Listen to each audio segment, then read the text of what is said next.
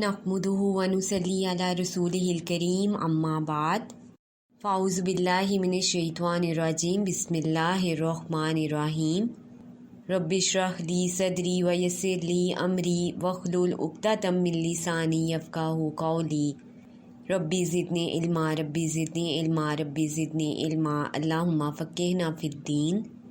السلام علیکم ورحمۃ اللہ وبرکاتہ۔ آج ہم بات کریں گے سورۃ الفاتحہ کی فضیلت اور اہمیت کے حوالے سے۔ سورۃ الفاتحہ کی بہت فضیلت ہے، اتنی فضیلت کہ جس کی کوئی انتہا نہیں۔ اس سورت کے نام ہی ہمیں بتاتے ہیں کہ اس کی فضیلت کتنی ہے۔ سورۃ الفاتحہ کو ام القرآن بھی کہا گیا، اسے سبع مثانی بھی کہا گیا، یعنی 7 بار پڑھی جانے والی۔ اسے قرآن العظیم یعنی اس سورت کو خود ایک بہت بڑا قرآن کہا گیا۔ سورۃ الحمد، سورۃ الشکر، سورۃ الدعاء، سورۃ الشافیہ، سورۃ الکافیہ یعنی کافی ہو جانے والی۔ سورۃ فاتحہ اس لیے کہا جاتا ہے کہ اس سے قرآن شروع ہوتا ہے۔ اس سے مراد فتح یعنی کھلنا، قرآن اس سے کھلتا ہے، اس لیے اسے سورۃ الفاتحہ کہا جاتا ہے۔ جامع ترمذی سے روایت ہے کہ آپ صلی اللہ علیہ وآلہ وسلم نے فرمایا، اس ذات کی قسم جس کے ہاتھ میں میری جان ہے، سورۃ الفاتحہ جیسی سورت نہ تو تورات میں، نہ انجیل میں اور نہ ہی زبور میں ہے۔ یہ 7 آیات ہیں جو بار بار پڑھی جاتی ہیں۔ یہی قرآن العظیم ہے اور یہی مجھے دیا گیا ہے۔ اب دیکھیں کہ کتنی بڑی فضیلت ہے کہ یہ سورت صرف امت محمدیہ ہی کو دی گئی ہے۔ تمام جسمانی امراض کے لیے سورت الفاتحہ پڑھ کر دم کرنا شفا کا باعث ہے۔ صحیح بخاری سے روایت ہے کہ ابو سعید خدری رضی اللہ تعالی عنہ فرماتے ہیں کہ ہم سفر میں تھے اور ایک جگہ پڑاؤ ڈالا۔ وہاں ایک لڑکی آئی اور اس نے کہا کہ اس قبیلے کے سردار کو بچھو نے کاٹ لیا ہے، آپ میں سے کوئی ہے جو اس زہر کو کچھ پڑھنے سے نکال دے۔ صحابہ اکرام میں سے ایک صحابی اس لڑکی کے ساتھ چلے گئے اور جب وہ دم کر کر واپس آئے تو ان سے پوچھا گیا کہ کیا آپ دم کرنا جانتے ہیں؟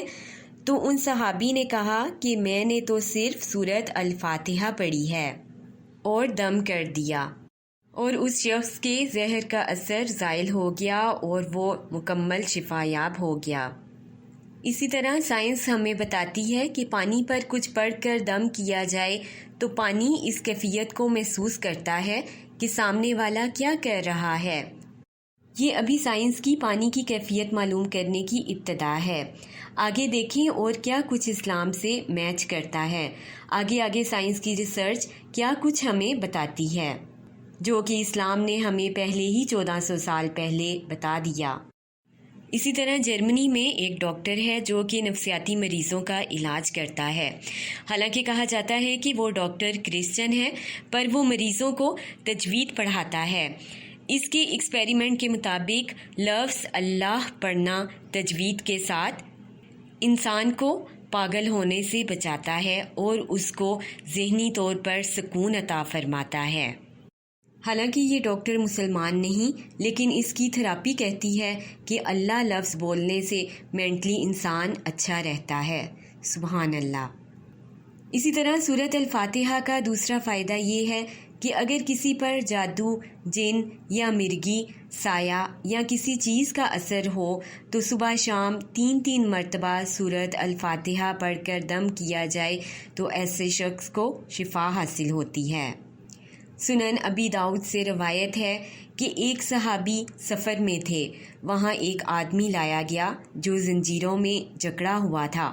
لوگوں نے کہا کہ یہ پاگل ہے۔ لوگوں نے کہا کہ صحابی سے کہ تم محمد صلی اللہ علیہ وآلہ وسلم کے ساتھی ہو، کچھ ایسا پڑھو کہ اسے شفا ہو جائے۔ صحابی اس پاگل پر 3 بار صبح شام سورۃ الفاتحہ پڑھتے اور دم کرتے تو وہ پاگل بالکل ٹھیک ہو گیا اور زنجیروں سے آزاد کر دیا گیا اور وہ مکمل صحت یاب ہو گیا۔ اس لیے جادو، مرگی یا سائے کا اگر علاج کرنا ہو تو اس صورت سے کیا جا سکتا ہے۔ اس صورت کی اتنی فضیلت اور اہمیت ہے کہ آپ صلی اللہ علیہ وآلہ وسلم نے فرمایا، اس شخص کی نماز نہیں جس نے سورۃ فاتحہ نہیں پڑھی۔ اسے صحیح بخاری اور صحیح مسلم نے روایت کیا ہے۔ ایک اور حدیث سے ہمیں اس کی فضیلت اور اہمیت کا معلوم ہوتا ہے۔ ایک مرتبہ نماز فجر میں بعض صحابہ اکرام نبی کریم صلی اللہ علیہ وآلہ وسلم کے ساتھ قرآن کریم پڑھتے رہے، جس کی وجہ سے آپ صلی اللہ علیہ وآلہ وسلم پر قرات بوجھل ہو گئی۔ نماز ختم ہونے کے بعد جب آپ صلی اللہ علیہ وآلہ وسلم نے پوچھا کہ تم بھی ساتھ پڑھ رہے تھے، انہوں نے اسبات میں جواب دیا تو آپ صلی اللہ علیہ وآلہ وسلم نے فرمایا، تم ایسا مت کیا کرو، یعنی ساتھ ساتھ مت پڑھا کرو، البتہ سورۃ الفاتحہ ضرور پڑھا کرو، کیونکہ اس کے بغیر نماز نہیں ہوتی۔ اسے ترمذی، نسائی اور ابو داؤد نے روایت کیا ہے۔ اسی طرح حضرت ابو ہریرہ رضی اللہ تعالیٰ عنہ سے مروی ہے کہ نبی کریم صلی اللہ علیہ وآلہ وسلم نے فرمایا، جس نے بغیر فاتحہ کی نماز پڑھی تو اس کی نماز ناقص ہے۔ 3 مرتبہ آپ صلی اللہ علیہ وآلہ وسلم نے فرمایا۔ ان تمام احادیث مبارکہ سے ہمیں سورۃ الفاتحہ کی فضیلت اور اہمیت کے متعلق معلوم ہوتا ہے۔ اس لیے جو بھی غم، پریشانی یا بیماری یا سائے وغیرہ کی صورت میں یا جادو کا اگر اندیشہ ہو تو سورۃ الفاتحہ پڑھ کر دم کیا جائے، تو اس سے انشاءاللہ اللہ کے اذن سے شفا حاصل ہوگی۔ اللہ تعالیٰ ہم سب کو عمل کی توفیق عطا فرمائے اور سب ہم لوگ جانیں یہ کہ تمام صورتوں کی کس قدر فضیلت اور اہمیت ہے، تاکہ بوقت ضرورت ان صورتوں سے ہم استفادہ حاصل کر سکیں۔ اللہ تعالیٰ ہم سب کو توفیق دے کہ ہم قرآن کی فضیلت اور اہمیت کو جانیں اور اس کو ہم اپنی زندگی میں شامل کریں۔ اس سورت کا ایک نام سورۃ الصلاۃ بھی ہے، جیسا کہ ایک حدیث قدسی میں ہے کہ اللہ تعالیٰ نے فرمایا، قسمت الصلاۃ بینی و بین عبدی، میں نے صلاۃ کو اپنے اور اپنے بندے کے درمیان تقسیم کر دیا ہے۔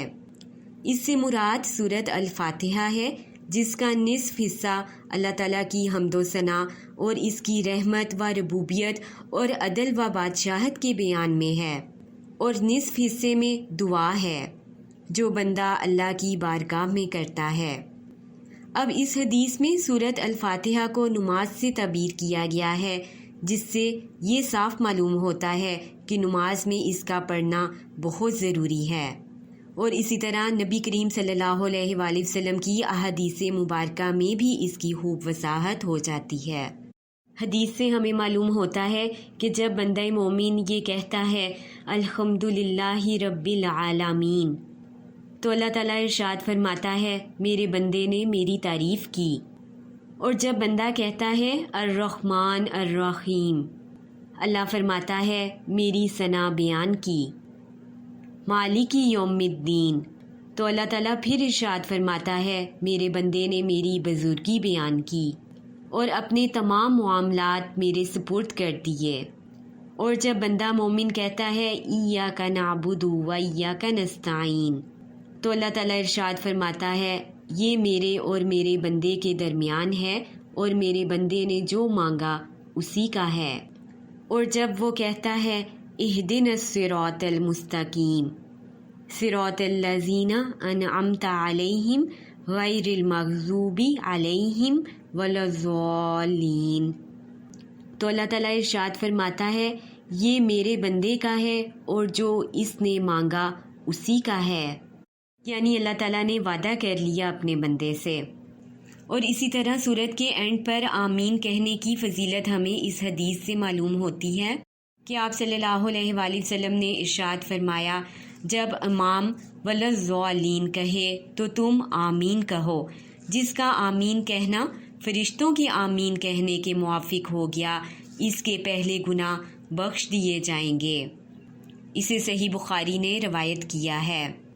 اسی طرح حضرت ام سلمہ رضی اللہ تعالیٰ عنہا سے مروی ہے کہ آپ صلی اللہ علیہ وآلہ وسلم سورۃ الفاتحہ کی ہر آیت پر وقف کرتے۔ اب دیکھیں کہ کتنی خوبصورت بات ہے کہ اگر ہم سورۃ فاتحہ کی ہر آیت پر وقف کریں گے تو اللہ تعالیٰ ہر آیت کے بدلے ہمیں جواب دیتا ہے۔ ان تمام احادیث مبارکہ سے ہمیں سورۃ الفاتحہ کی فضیلت اور اہمیت کا معلوم ہوتا ہے۔ اللہ تعالیٰ ہم سب کو عمل کی توفیق عطا فرمائے، آمین ثم آمین۔ سبحانک اللہم و بحمدک، اشہد ان لا الہ الا انت، استغفرک و اتوب الیک۔ السلام علیکم ورحمۃ اللہ وبرکاتہ۔